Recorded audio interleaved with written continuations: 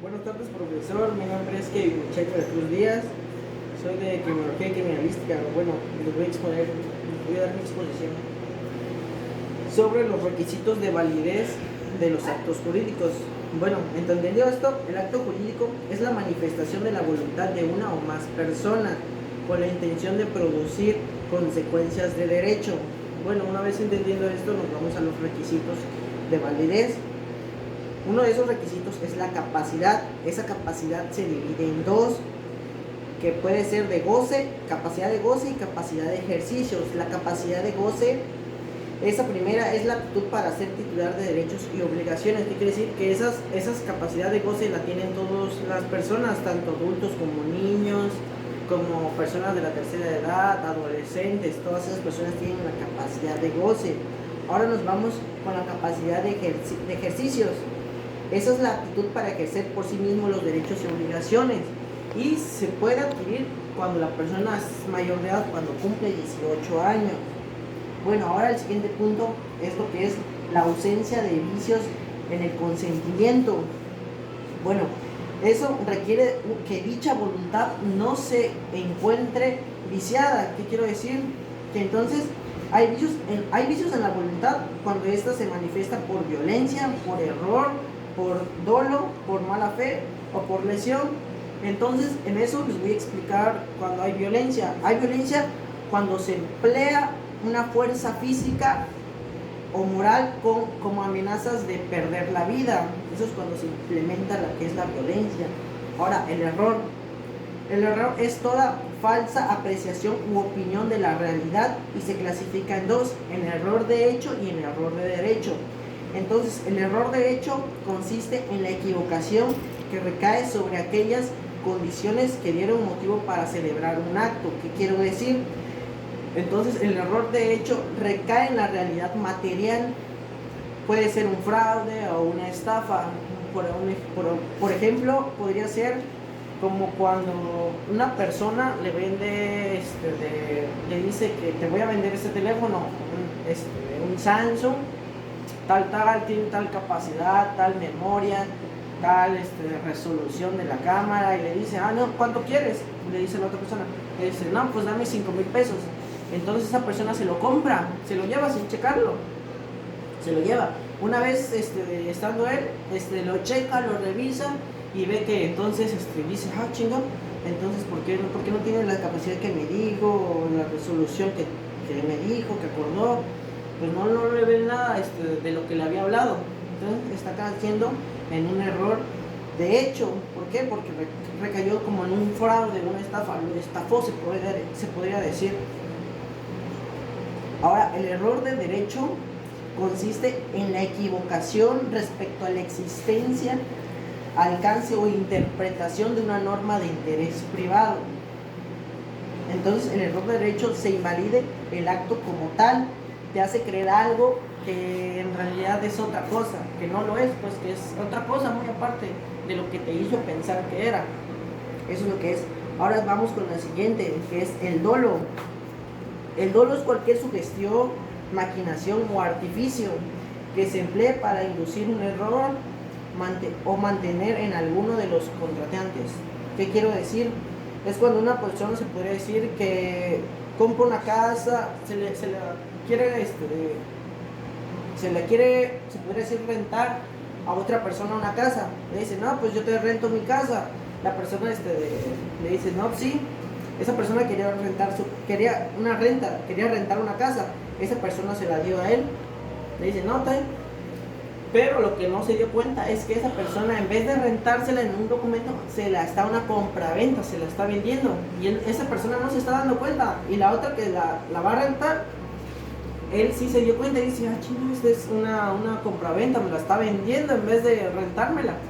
Pero, sin embargo, esa persona no se lo dice, no se lo dice, prefiere quedar callado como para tener, cuando haya firmado, cuando haya comprado, se pudo decir, rentado esa casa, que ya fue comprada, que ya le compró en realidad, se quede con la casa, en vez de rentársela, y así se haga, no sé, una casa más fácil, se podría decir.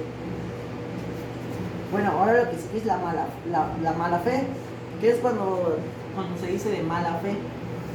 Pues es la disimulación del error de uno de los contratantes. Se dice que la mala fe es pasiva, pues implica una inactividad que de quien obtiene un proyecto. ¿Qué quiere decir? Cuando una persona, otra vez el mismo ejemplo de cuando venden la casa, se la vende a tal persona, ¿no? Se la vende, le arregla los papeles, se la vende, se la compró, pero lo que no sabe esa persona es que esa casa está hipotecada. Y esa persona que ya la vendió, deja de pagar la hipoteca. Entonces, ¿qué hace el banco? El banco se va a encargar de agarrar esa casa, de agarrarla. ¿Por qué? Porque está hipotecada. Y esa persona que compró esa casa ya se va a quedar sin nada. ¿Por qué? Porque el banco se la agarró. ¿Por qué? Porque está bien hipotecada. Eso es lo que es de mala fe, se la venden de mala fe. Pues. Por último, es la lesión, que en un sentido amplio es el perjuicio que en un contrato conmutativo experimenta una parte que recibe una prestación muy inferior a la que ella a su vez proporciona a otra parte. ¿Qué quiero decir en esto? Es cuando una persona está de necesidad, tiene una necesidad y ocupa vender, no sé, un carro, se podría decir. Y ya esa persona como necesidad tiene que vender el carro, le dice, oye, no, estoy vendiendo un carro, ¿cuánto me das? Dice tal. Y la otra persona le dice, no, pues te doy 50,000 pesos. Y le dice, ¿a poco sí? ¿En serio? Sí, dámelos. Y se lo da. Y cuando esa persona sabe que su carro estaba igualado por un poquito más, unos 150,000 se podría decir. Y esa persona no lo sabe y se la está comprando, o sea, se está aprovechando de su necesidad que tiene la otra persona. Por eso es una lección. Bueno, acabando con esto, esos son esos puntos. Otro requisito, el tercer requisito sería el objeto. ¿Qué es con el objeto? El objeto es el motivo o fin, sea ilícito, debe ser física y jurídicamente posible. Se debe distinguir entre objeto directo y objeto indirecto. ¿Qué quiero decir? El primero, el objeto directo, consiste en crear, transmitir, modificar o extinguir derechos u obligaciones. Y el objeto indirecto recae en la cosa que el obligado debe dar o el hecho que debe hacer o no hacer. Eso es lo que recae en lo que es el objeto. Bueno, ahora lo que sigue es la solemnidad. Es la forma señalada por la ley para expresar la voluntad que un acto exista. En eso se basa lo que es la solemnidad. Bueno, ahora entendiendo esto, nos pasamos a lo que es la inexistencia y la nulidad de los actos jurídicos. Bueno, entonces la inexistencia del acto jurídico es cuando no contiene una declaración de voluntad por falta de objeto que pueda ser material de él o de la solemnidad requerida por la ley. ¿Qué quiero decir? Que entonces en eso no hay lo que son tres objetos, que es no hay consentimiento, no hay objeto y no hay voluntad. Entonces ahí hay una inexistencia. Y la nulidad, ¿qué es para que exista la nulidad? Entonces, para que exista la nulidad del acto jurídico es cuando, a pesar de que se haya observado todos sus elementos de existencia, presentan algún vicio de origen en alguno de sus elementos. Se puede decir es cuando la nulidad es cuando sí tenemos los elementos comprobados, pero carecen de una validez. Entonces ahí es cuando hay una nulidad. Bueno, por último vamos a explicar lo que es el causicontrato, el delito y el causidelito. Bueno, el causicontrato consiste en un hecho voluntario de la persona que se obliga, lícito, de carácter no convencional, que produce obligaciones. Eso es lo que es el causicontrato.